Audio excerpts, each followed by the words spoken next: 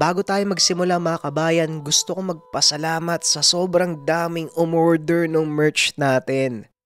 Grabe, yung buy two get one free, talagang pinakyaw nung iba nating mga kabayan. Pero may mga natira pa naman, yung mga umorder kahapon napadala na namin kaagad ngayon kaya expect 2 to 3 days nandyan na yan sa inyo.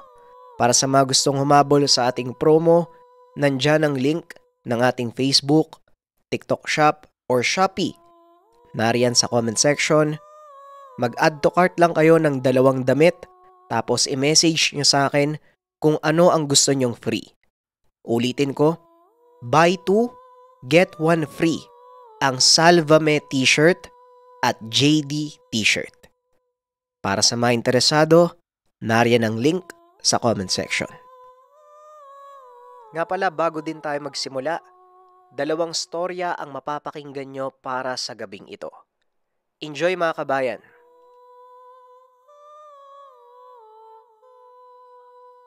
Ang kwentong ito ay hango sa totoong buhay. Mula ito sa isa nating kabayan na itago na lang natin sa pangalang Amorio. Taong 1956, Osamis. Nang mga panong ito, kalat sa buong bayan ang kwento patungkol sa lalaking nakapatay ng maraming aswang. Ayon sa mga taga roon, nakatira ang nasabing tao sa kabundukan malapit sa lugar. Ngunit ni isang beses ay hindi ito nakita. Tawagin na lang natin ang pangalan ng lalaki bilang Sarseho. Isang hamak na residente, ngunit nagkaroon ng kakaibang katangian. Labis noon ang pagkahumaling ng binatang si Amorio sa mga tangan, mutya at iba pa. Kaya ganun na lang ang pagnanais na makilala ang lalaking tirador ng aswang. Alam ng binata na imposibleng makasugpo ng elemento at mga nilalang kung walang tangan ang isang tao. Gusto niyang matuklasan ang taglay na bertod nito dahil sa sobrang kuryosidad. Maraming kakilala si Amorio sa lugar na may mga agimat, pero hindi naman ganun kabisa. Kadalasan, karaniwang bagay lang na hindi mo aakalaing mutya. Dagdag pa ng mga taga roon, ang lakas ni Sarseho ay galing sa Haring Gabunan na minsang nanirahan sa kabundukan ng lugar upang antayin ang kamatayan. Isinumpa ito ng makasagupa ng malakas na mangkukulam hanggang sa natagpuan na lang ni Sarseho ang labi na palutang-lutang sa ilog. Pinutol ni Sarseho ang kamay ng gabunan para maipakita sa mga tao ang ebidensya. Hindi para mapatunayan na merong aswang, kung hindi ipakalat na siya ang nakapatay sa gabunan. Pero lingid sa kaalaman ni Sarseho, may nakatagong kapangyarihan ang kamay ng gabunan. Habang dala ang gamit, nagkaroon siya ng kakaibang lakas, bilis at talas ng pang-amoy. Sa puntong ito, medyo nag-aalinlangan si Amorio na totoo ang mga sabi-sabi dahil imposibleng magkaroon ng kapangyarihan ang parte ng gabunan. Hinala niya, may iba pang tangan si Sarseho na ginamit upang makapatay ng mga aswang. Nang maglaon, pinili ni Amorio na pasukin ang kabundukan ng lugar dahil gusto niyang makilala ng lubos si Sarseho. Habang binabagtas ang daan papunta sa kagubatan, may nadaanan siyang mga tao. Tinanong niya ang mga ito kung alam ba nila kung saan nakatira si Sarseho. Ngunit madalas umiiling lang dahil hindi nila kakilala si Sarseho. Hanggang sa narating na ni Amorio ang iba't ibang parte ng kabundukan, ngunit wala pa ring nakakakilala sa hinahanap. Hanggang sa mapadpad ang binata sa talon, may nakita siyang kubo hindi kalayuan sa kinaroroonan. Sa pagkakataong iyon, alam niyang may nakatira dahil sa usok na nanggagaling sa siga. Kaagad niya namang pinuntahan ang bahay at nang makarating. "Tao po! Tao po!" wika ni Amorio. Hanggang sa may lumabas na lalaki. Makisig ang pangangatawan at walang suot na damit pang itaas. Kaagad itong nagtanong kung ano ang pakay ng binata sa lugar. Tinanong ni Amorio kung may kakilala siyang sarseho. Ngumiti lang ang lalaki kaya batid ni Amorio na maaaring kilala nito ang hinahanap. "May sadya lang po sana ako sa kanya. Merong ilang katanungan. Tagahanga po ako ni Sarseho eh. Pero hindi ko pa naman siya nakikita kahit isang beses. Batay lang sa mga naririnig kong kwento." wika ni Amorio. "Teka, sandali lang. Uminom ka nga muna ng tubig, mukhang malayo yung pinanggalingan mo eh. Hindi mo man lang naisip yung peligro ng lugar. Malapit ng dumilim mo. Marami pa namang rebelde dito. At bukod pa dyan, marami ding aswang." Tugon ng tao. Kaagad namang sinabi ni Amorio na hindi siya natatakot sa aswang. Maliban na lang sa mga rebelde.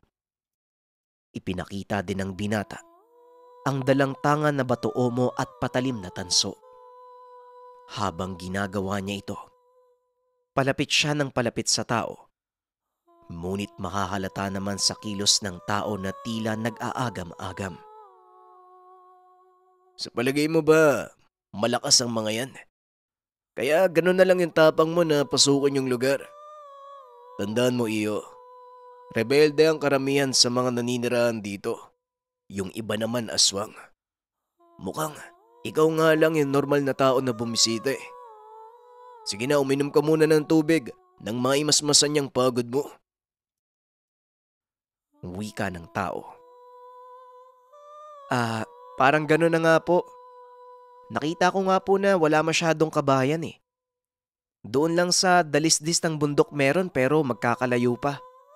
Kasi talagang gusto ko pong makita si Sarseho eh." Ipinakilala ni Amorio ang sarili at patuloy lang na nagsasalita. Habang yung tao naman, tila naaaliw sa kanya. Hanggang sa inulit ng binata kung kakilala ba nito si Sarseho. "Oo, kilala ko. Minsan nga napapadaan yun dito eh. Kagaya mo umiinom ng tubig pero doon banda sa bukana ng talon. Naliligo pa nga eh. Minsan na ding nakitulog yun sa kubo ko. Mabait si Sarseho.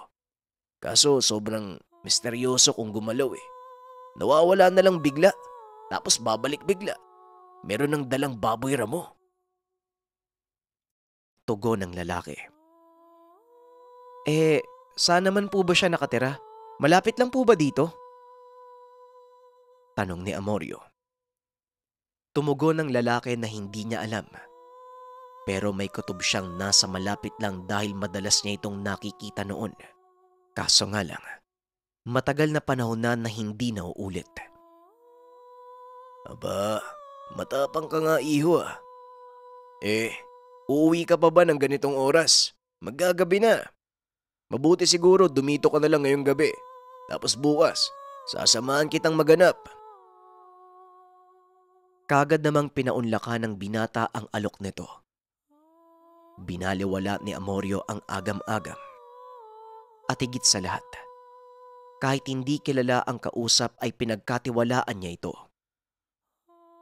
Maayos namang makitungo sa kanya ang lalaki at mahahalata sa kilos na isa itong mabuting tao. Nanatili siya sa tahanan. Nagpakilala ang lalaki bilang Rico.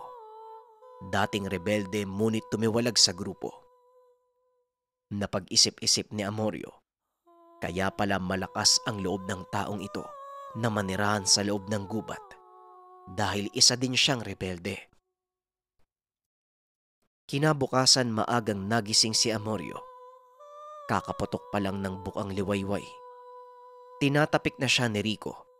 Sinabing aalis na sila habang hindi pa mataas ang sinag ng araw.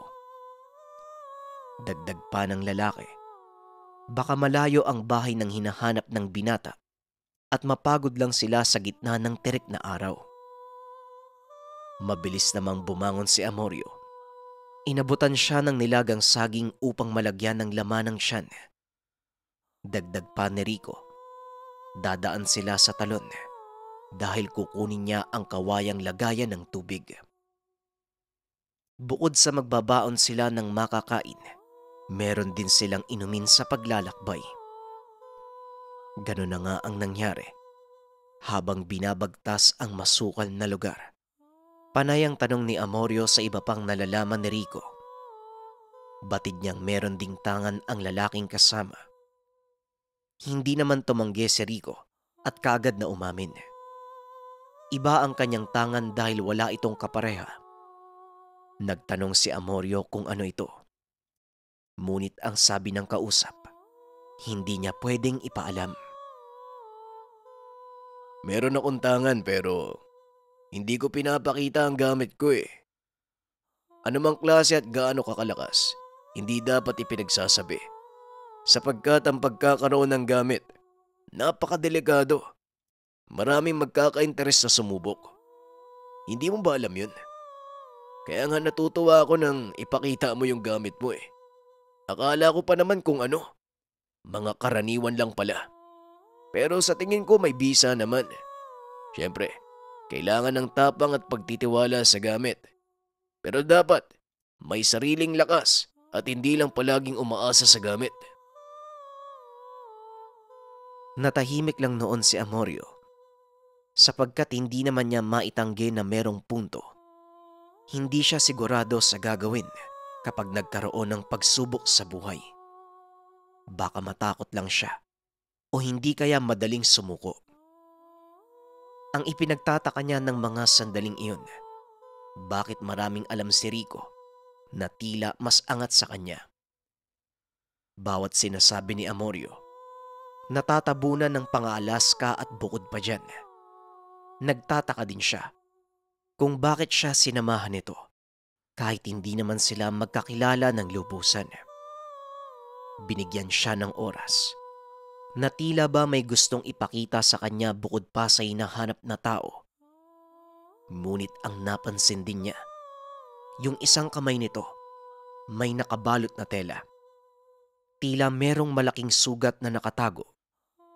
Hindi niya naman tinanong kung anong meron dahil sa tingin niya, hindi ito importante ng mga oras na yun. Maya-maya lang, nakarating sila sa isa pang talon, nakarugtong malapit sa tahanan ni Rico, hanggang sa may itinuro ang kasama. Diyan natagpuan ni Sarcejo ang gabunan. Ang sabi niya, isang haring gabunan daw patay na, tapos palutang-lutang. Wika ni Rico. Gabunan? Sigurado ho ba kayo? Tama po ba yung narinig ko? Totoo pala yung mga sabi-sabi, no? Kinuha niya yung bangkay ng gabunan, tapos pinutulan niya ng kamay. Tapos sinabi niya sa karamihan na siya daw yung pumatay ng aswang. Ayon kay Rico, kaya kumalat ang balitang ito dahil sa ginawang pagbubunyag ni Sarcejo na siya ang nakapatay ng aswang. Ito din ay pagbibigay ng babala sa mga rebeldeng naging kasamahan niya noon. Tinutugis nila si Sarcejo pagkatapos tumiwalag sa grupo. Nang sa ganun matakot sa kanya ang mga rebelde at hindi na pakialaman ang buhay niya. Ganun ba? Kaya pala nagkakilala kayo kasi kapwa kayo rebelde. Bukod pa dyan, totoo din ba na galing sa gabunan yung abilidad niya? O batay lang po yun sa mga narinig ko? Tanong ni Amorio. Natanong ko rin si Sarcejo tungkol sa bagay na yan eh. Hindi naman niya sinabi yung katotohanan, salip iba eh. Basta iba daw. Ewan ko kung bakit. Kasi maging siya, hindi niya maipaliwanag yung nangyari sa kanya eh. Isa lang ang duda ko. Aswang si Sarcejo. Liga na, sumunod ka na sa akin. Sa ilalim tayo ng pangpang, may papakita ako sa'yo. Tumangulang ang binata habang nakabuntot sa paglalakad ni Rico. Nang makababa sa lugar, Nakaramdam ng takot si Amorio. Iba ang presensya sa ilalim. Bukod sa medyo madilim, mukha din itong tirahan ng mga lamang lupa. Nakakakilabot ang mga kurba ng pangpang na tila mga pangil ng dambuhalang halimaw. Idagdag pa dyan ang kakaibang lamig na nanunuot sa kalamnan. Maya-maya pa ganun na lang ang takot ng binata nang mapansing may nagkalat na mga buto sa paligid.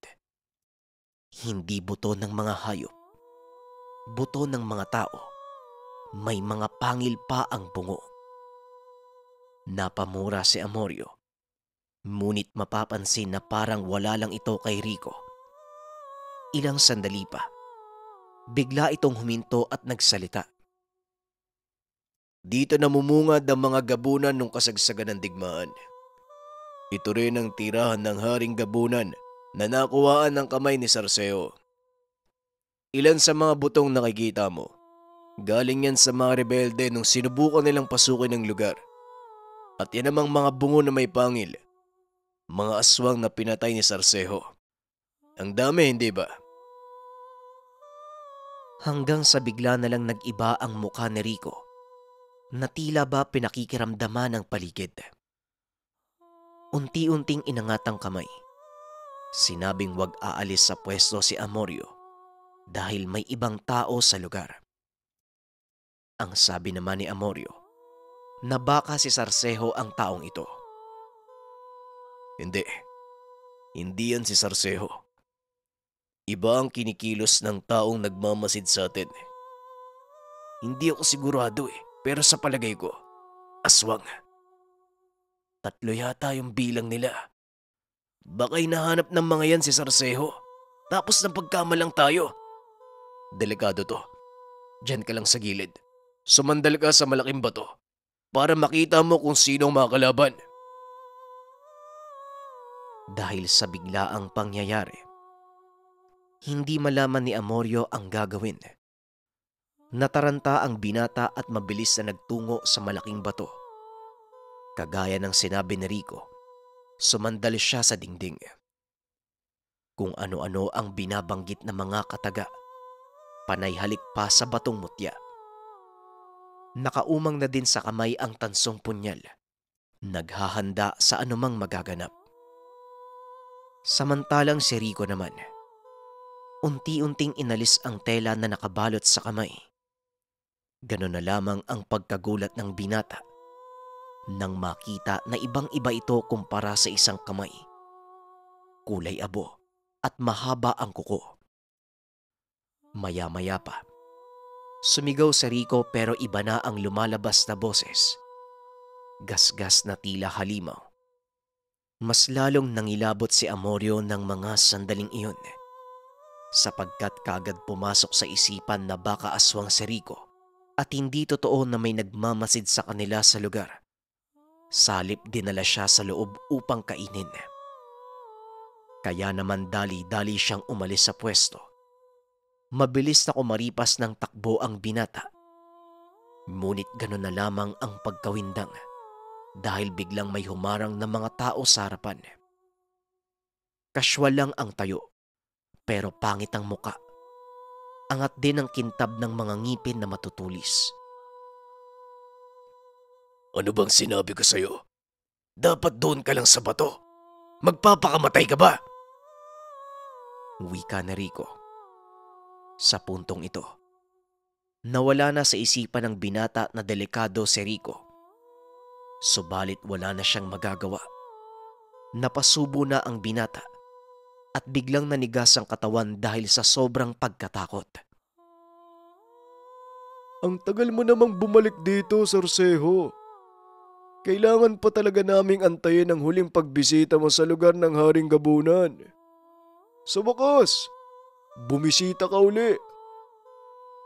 Wika ng isa sa mga aswang. Napatingin si Amorio kay Rico.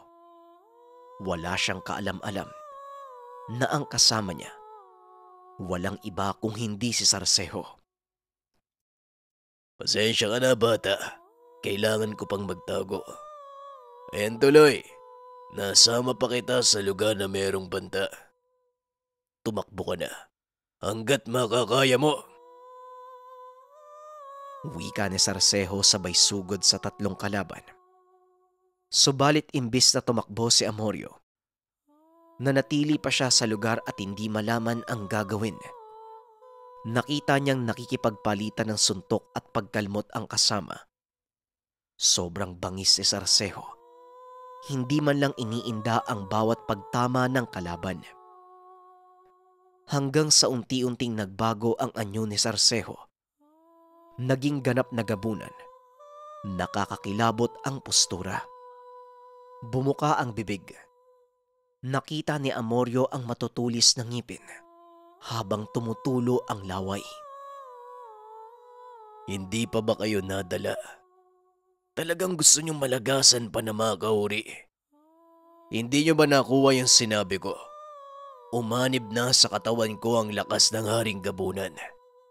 Hindi pa ba sapat yun para katakutan niyo ko? Talagang magsasakripisyo pa kayo ng buhay para lamang makuha ang kapangyarihan. Mga hangal! Dito lang unti-unting naintindihan ni Amorio na kaya pala nakapatay ng mga aswang si Sarcejo dahil may gustong kunin sa kanya. Walang iba kung hindi ang kamay ng gabunan na ngayoy umanib na sa katawan ni Sarcejo. Pero ang hindi makuha ng binata kung paanong umanib ang gabunan sa katawan ni Sarcejo sa pamamagitan lang ng kamay na pinutol sa Haring Gabunan. Habang nasa kalagitnaan ng pagkalito ang binata, nakikita niya kung paano isa-isang bumabagsak na ang walang buhay na kalaban. Hindi man lang nagalusan ang katawan ni Sarcejo, habang ang mga kalaban naman ay halos hindi na makilala. Lasog-lasog ang katawan pati na rin ang muka. Matapos nun, lumapit si Sarcejo sa binata. Kasabay nito ang unti-unting pagbalik sa anyong tao. Hindi mo ko kagad nakilala. Pasensya na ha. Natutuwa kasi ako sa iyo eh. Kaya naman sinabi kong Rico ang pangalan ko. Ay nako. Nakakaloko mga katulad mong mangmang sa mga tangan. Umalis na nga tayo dito. Baka may dumating pang iba eh. Wika ni Sarcejo. Hindi naman kagad nakapagsalita si Amorio. Hindi pa napoproseso sa isipan ang lahat ng nangyari. Wala pa siya sa ulirat. Patuloy sa pagkamangha na may halong pangingilabot. Maya-maya pa, nang matauhan ay kagad siyang nagtanong kung paano umanib sa katawan niya ang kapangyarihan ng gabunan at kung bakit nakaabang ang mga kalabang aswang sa kanya doon sa lugar at hindi siya sa tahanan inaatake. Marami sa mga impormasyon na nalaman mo patungkol sa akin ay taliwas sa katotohanan. Kakilala ko talaga ang Haring Gabunan. Sa katunayan magkaibigan kami. Pero bago ang lahat, meron siyang labis na pinagkakainisan. Nagkaroon ng pangyayari noon na hindi nila inaasahan ng lahi nila. Sinupil na mga rebelde, may tangan at kasama ako doon. Isa-isang binabawasan ng bilang ng mga aswang. Hanggang sa ang natira ay ang Haring Gabunan. Sa pagpapatuloy ng kwento, sa sobrang bangis ng Haring Gabunan, nahirapan ang mga rebelde. Nang maglaon, ipinasumpa nila ang gabunan sa biyasang mangkukulam. Tumalabang sumpa at nagkaroon ng malubhang sakit ang Haring Gabunan. Natagpuan niya itong nangihina na ang katawan sa gitna ng kagubatan. Nakaramdam ng awa si Sarcejo, lalo na nang sinabi ng Haring Gabunan sa kanya na mamuhay lang sila ng payapa at pinakialaman ng kanilang grupo. Ubos na ang pamilya pati na ang mga anak ng Haring Gabunan, na damay pat walang awang pinagpapapatay. Binalot ng matinding konsensya si Sarcejo. Dito niya napiling tulungan ang gabunan, ngunit nalaman ito ng mga kagrupo. Kaya pati na rin si Sarcejo tinugis ng sariling kasamahan. Nagtago si Sarcejo kasama ang gabunan Ngunit habang tumatagal ay pahina ito ng pahina. Hanggang sa may sinabi sa kanya ang gabunan. Ililipat nito ang abilidad kay Sarseho. Dagdag pa nito. Putulin ang kamay niya sa oras na dumating ang kamatayan. Hanggang sa dumating ang araw na yun, ginawa ni Sarseho ang sinabi ng Haring Gabunan. Matapos na maputol ang kamay, pinaanod niya ang bangkay nito sa ilog dahil ito ay isa sa mga huling habilin ng aswang. Ilang araw lang ang nakalipas. Nagpaparamdam na sa panaginip ang yumaong gabunan at sinasabing putulin ang sariling kamay at iduktong ang kamay ng Haring Gabunan. Ginawa ito ni Sarseho.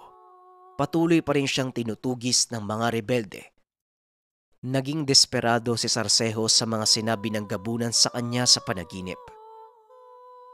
Hanggang pati mga aswang, tinutugis na rin si Sarseho.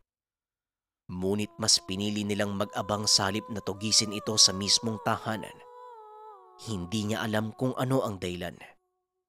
Ang malinaw lamang sa kanyang isipan. Ang habol ng mga ito ay ang lakas ng Haring Gabunan. Kaya naman mas pinili niyang manirahan na lamang sa bundok upang hindi madamay ang mga inosenteng tao. At kaya palagi pa rin siyang bumibisita doon sa kuweba. Dito niya naaalala ang kaibigan.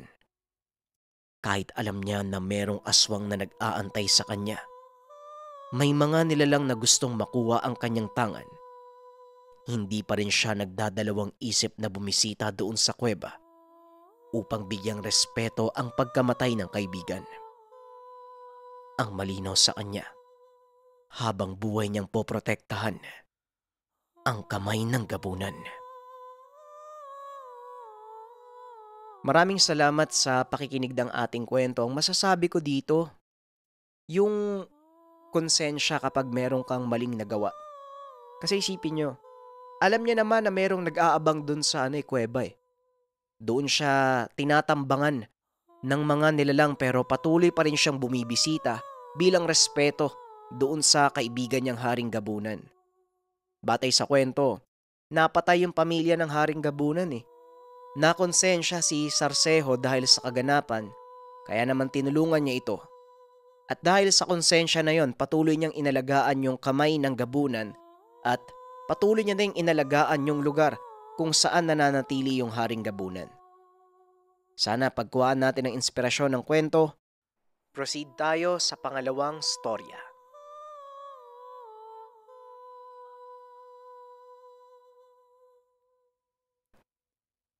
Ang kwentong ito ay hango sa totoong buhay.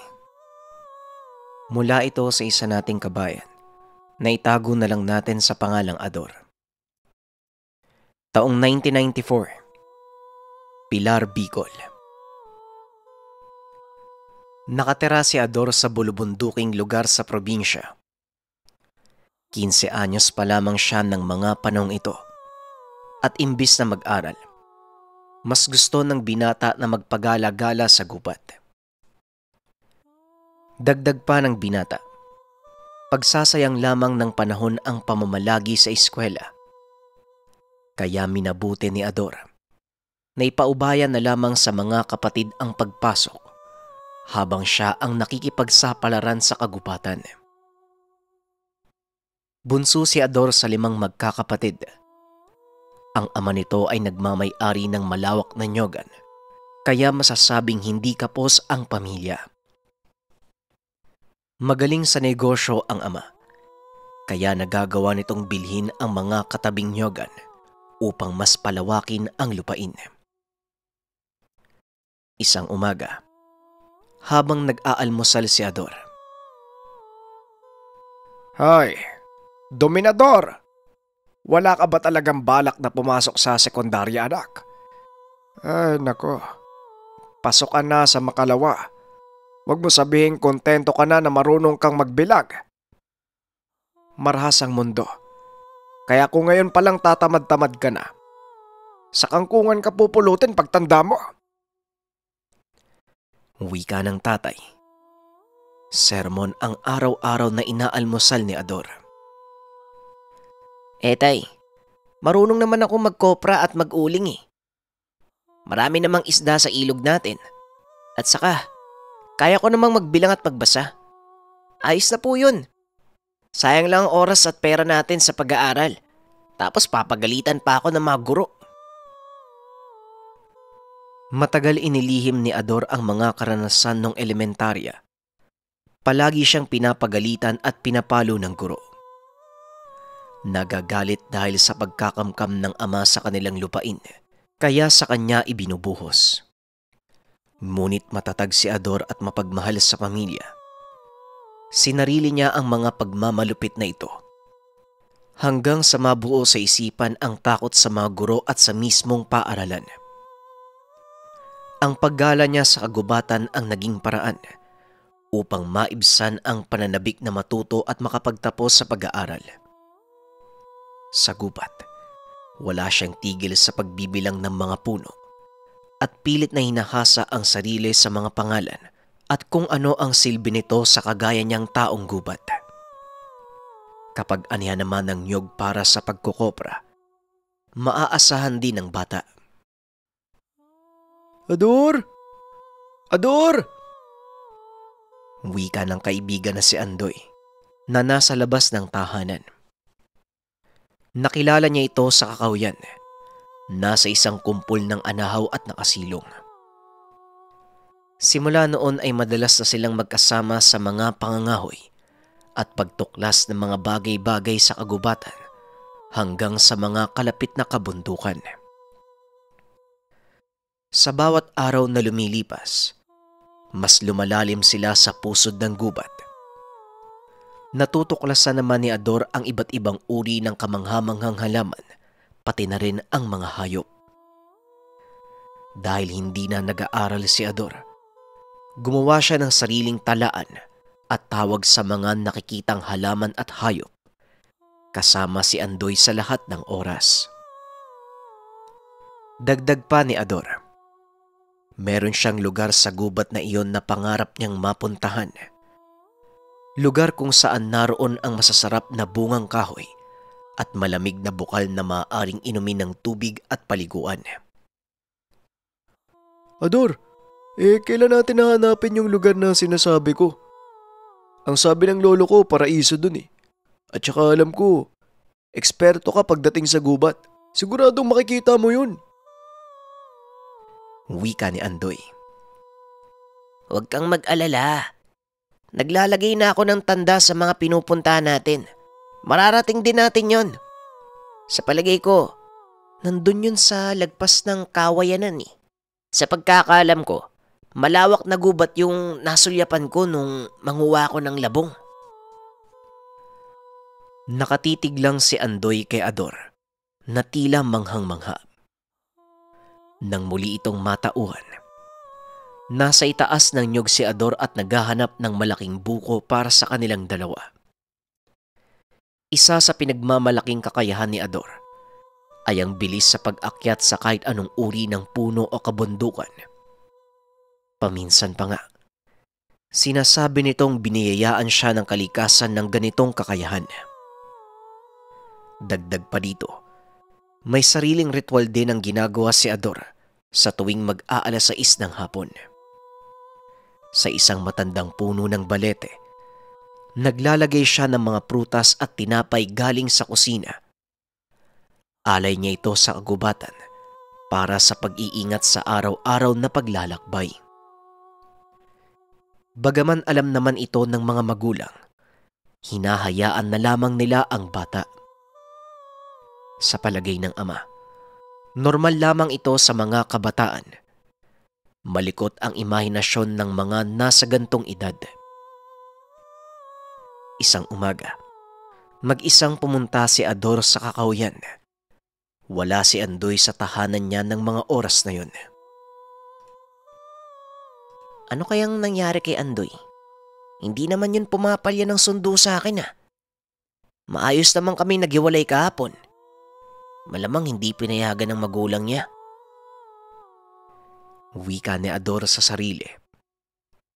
Simula nang maging malapit sila ni Andoy, Hindi pa nito nakilala ang mga magulang ng kaibigan. Sa bawat pagkakataon nakukulitin naman nito si Andoy na isama siya sa tahanan. Panay lamang ang wika nito na sa tamang panahon. Hindi naman na nangulit pa si Ador. Para sa kanya balang araw ay yayayain din siya ni Andoy. Maghapon siya sa gubat at ilang oras na nanatili sa tagpuan nila sa kagubatan. Nagbabakasakali siya na susunod ang kaibigan. Subalit pinapapak na siya ng lamok. Ngunit hindi talaga dumating si Andoy. Kaya nagpasya na lamang si Ador na pumunta sa kawayanan. Ito ang huling parte na ginawa niyang mapa papunta sa minimithing paraiso. Ang lugar sa mga kwento ng lolo ni Andoy. Normal naman ang lahat. Nangunguha pa si Ador ng labong. 1, 2, ang dami dito ah. Sayang wala si Andoy. Ang dami sanang labong oh. Maunguha na nga lang muna ako ng alimasag sa ilog. Sakto to para sa hapunan. Nakakasawa na yung panay yung manok tapos isda. Wika ni Ador sa sarili habang pinuputol ang mga labong at inilalagay sa sisidlan. Kaso nga lang, bigla siyang nakarinig ng mga kaluskos sa kabila ng umbok ng lupa. Tumahimik si Ador. Marahang gumapang para silipin ang nasa kabilang ibayo. Ano ba? Hindi mo ba kayang gawin ng maayos ang pinapagawa sa'yo? Gaano ba kahirap dalhin ang lintik na apo ng mambabarang? Wika ng isang mabalahibong nilalang. Konting oras pa. Bigyan niyo pa ako ng konting oras. Mapapadala ko din yung gusto niyo. Nakuha ko naman na yung tiwala ng tao eh. Tugon ng isang nilalang. Tila mga unggoy ito subalit tuwid na nakatayo. Mabalbon. Makikita ang matatalas na kuko at magulong buhok. Namamanghang pinagmasdan ni Ador ang dalawa. Inakala niya pa na mga engkanto ng kagubatan at swerteng nakita niya ang mga ito. Sigurado siyang kapag naikwento niya ito kay Andoy ay maiinggit ito sa kanya. Malas lamang, hindi kasama ang kaibigan.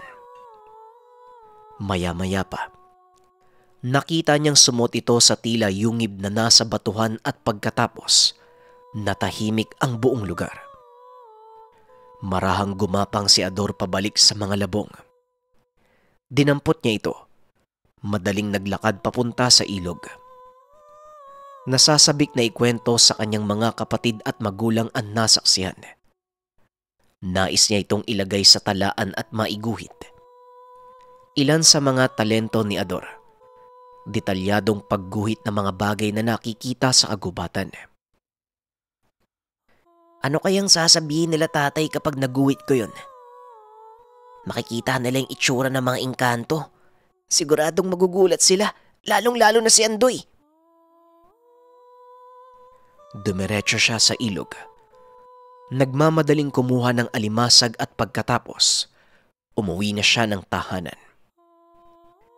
Pagkarating sa lugar, abala ang mga kapatid sa aralin.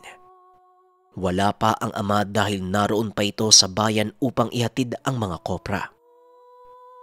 Habang ang ina ay nasa merkado, namimili ng mga kagamitan sa eskwela ng mga panong iyon.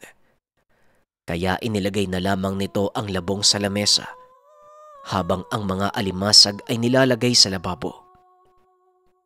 Pumunta kagad si Ador sa paboritong pwesto upang gumuhit. Ate, may lapis ka ba? Pudpud na pala yung binigay ni kuya sa akin eh. Naubos ko na nga din yung pambura kakangat-ngat eh. Wika ni Ador. Naku oo, sige ka. Ngatain mo lang yung pambura. Lalaki yan sa tiyan mo. O ito bago yan ha. Gamitin mo na lang tong pambura para hindi ka mahirapan.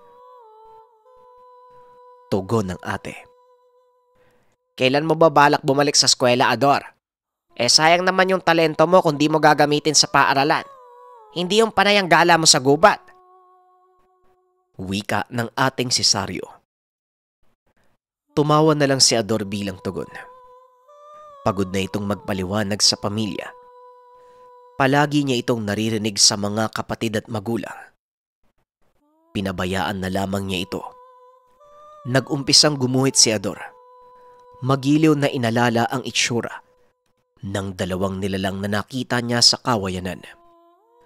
Oras ang ginugol niya sa pagguhit at nang matapos, napahinga ng malalim si Ador. Saglit niyang iniwan ang gawa at pumunta sa kusina para uminom ng tubig. Ay nako, nakakapagod gumuhit ah. Nang bumalik siya sa sala, naabutan niyang tulala ang mga ate habang hawak ang iginuhit. Ano ate? Maganda ba? Parang totoo no? Nakakatakot naman tong ginawa mo. Wika ni Ate Nena. Hoy Ador, sa dami ng pwede mong iguhit, mga impakto pa. Aswang ata to eh. Gusto mo bang makakita ng ganyan? Wika ni Ate Sario. Ha? Anong aswang? Mga engkanto yan sa gubat eh. Yan yung nakita ko sa kawayan na nag-uusap sila. Pinapagalitan pa nga nung matandang engkanto yung batang engkanto eh. Wika ni Ador. Hoy Ador, magtigil ka sa mga biro mo ah. Hindi nakakatuwa yan. Isusumbong kita kay tatay mamaya. Talagang papaluin ka nun. Wika ni Ate Sario. Pero, totoo naman po yung nakita ko ah. Kanina yung dalawang... Ano ba yan? Nag-aaway na naman kayo. Ador, kunin mo yung tsinelas ko sa lalagyan. Utos ng tatay. Paano po kasi tay si Ador eh? Nakita niya daw tong aswang sa gubat kanina. Ang galing gumawa ng kwento. Wika ni Ate Sario sabay abot ng papel kung saan iginuhit ni Ador ang mga nakitang nilalang. Nanlaki ang mata ng ama. Sandaling natigilan. Maya-maya pa ay kinausap si Ador. Hoy Dominador, ano tong sinasabi ng ate mo na nakita mo sa gubat? Aswang ang mga to ah. Saan mo nakita to? Saan mo kinopya? Tanong ng ama. Tay, yan nga yung nakita ko sa gubat kanina.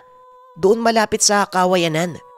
Yung may mga yungib sa unahan, yung pinagkukunan natin ng kawayan nung isang taon. Tugon ni Ador. Dagdag pa ng bata ay hindi siya gumagawa ng kwento. Nabanggit niya ang pagpapagalit ng matanda doon sa batang kalahi nito. Nagulat ang kanyang ama.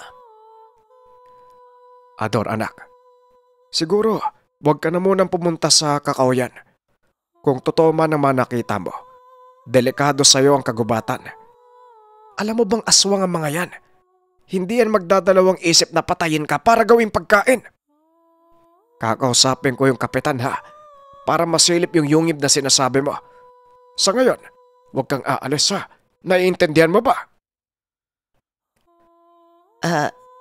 Opo tay. Masusunod po. Walang nagawa ang bata kung hindi sumunod sa utos ng ama.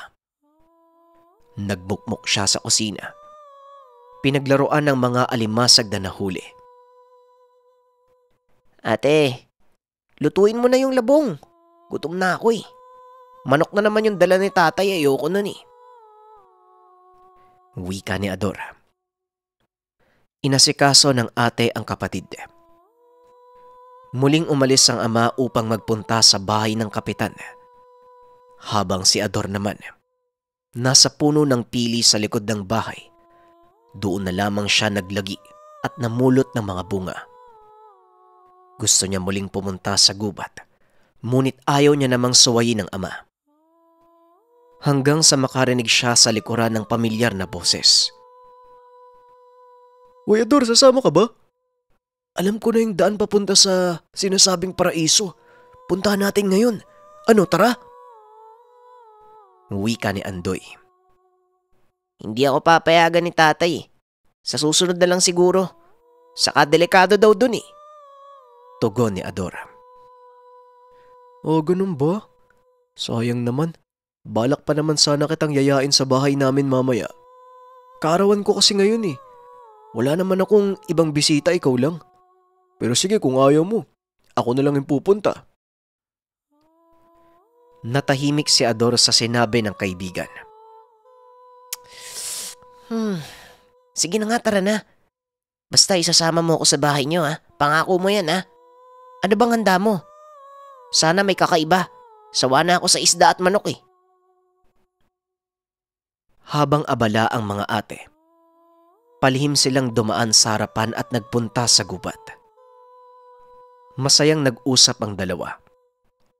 Nasasabik na si Ador na makita ang matagal na ninanais na lugar. Habang naglalakad, nagpapasalamat si Andoy sa kaibigan. Ador, maraming salamat ah. Salamat sa pagsama mo sa akin ngayong araw. Ito yung pinakamagandang regalo na matatanggap ko ngayon. Salamat sa iyo ah. Matutupad na yung pangarap ko. Wika ni Andoy. Ano ka ba? Wala yun. Ikaw lang ang kaibigan ko at isa pa. Matagal na nating pangarap yun, di ba? Masaya din ako matutupad natin. Tugon ni Ador. Bigla namang tumakbo si Andoy. Halika na Ador, dalian mo. Nandito na tayo. Ayun oh. Sa bandang unahan natin. Naroon yung maalamat na paraiso. Talaga? Teka, antayin mo ko. Nasaan ba? Wika ni Ador. Biglang may tumama sa ulo niya at dumilim ang paningin. Bago tuluyang mawalan ng malay, nagsalita ang kaibigan. Maraming salamat ah, Ador. Nagising si Ador na nakatali sa isang kawayan. Sa gilid ay kita niya ang malaking kawa na may kumukulong tubig. Malabo pa ang mga mata niya. Subalit naaaninag niya ang ilang tao na naroon sa lugar. Nasaan ako? Ang sakit ng ulo ko ah. Si Andoy nasaan? Sana ayos lang siya. Tulungan niyo po ako. Wika ni Ador.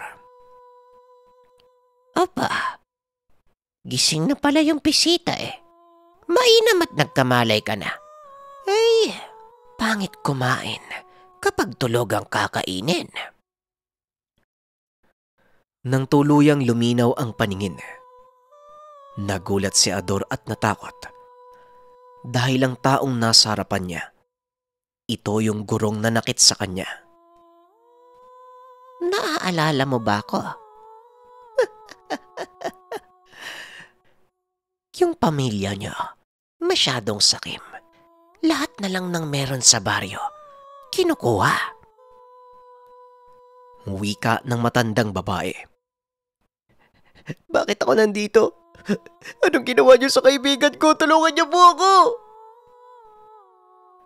Hanggang sa biglang tumakbo papalapit si Andoy. Uy Ador, ano nangyari? Ayos ka lang ba? Teka, ayos ka lang?